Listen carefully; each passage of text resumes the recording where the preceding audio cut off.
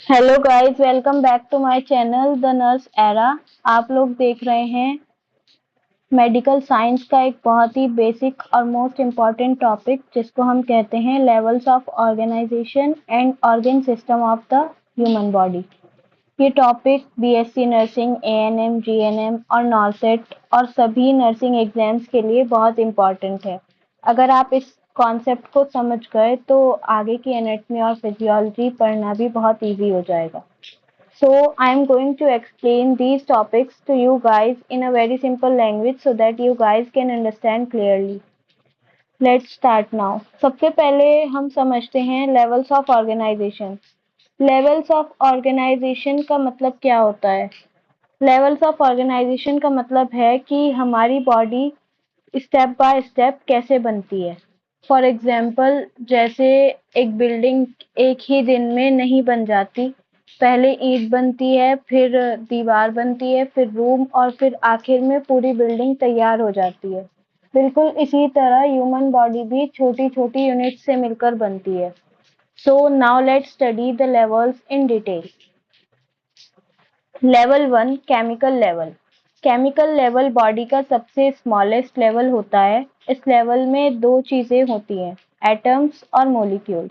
Atoms किसी भी substance का सबसे छोटा पार्टिकल होता है। जैसे कि हम एग्जांपल ले लेते हैं, हाइड्रोजन, ऑक्सीजन या कार्बन एक्सेट्रा। मॉलिक्यूल्स जब दो से ज्यादा एटम्स आपस में कंबाइन होते हैं तब मॉलिक्यूल बनता है।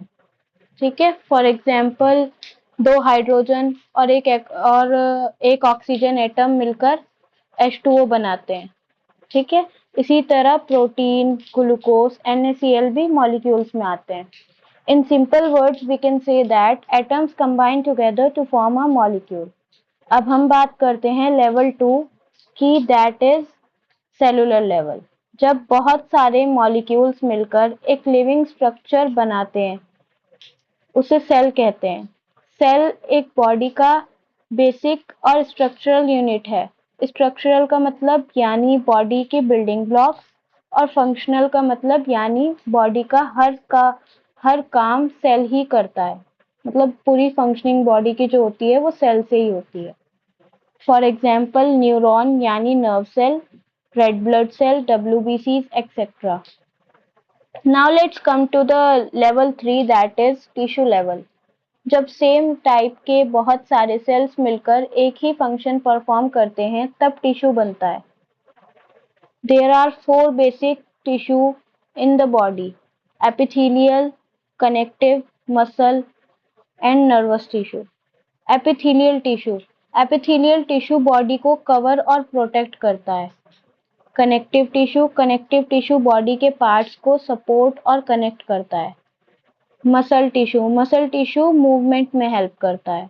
Nervous tissue sends message from one part of the body to another.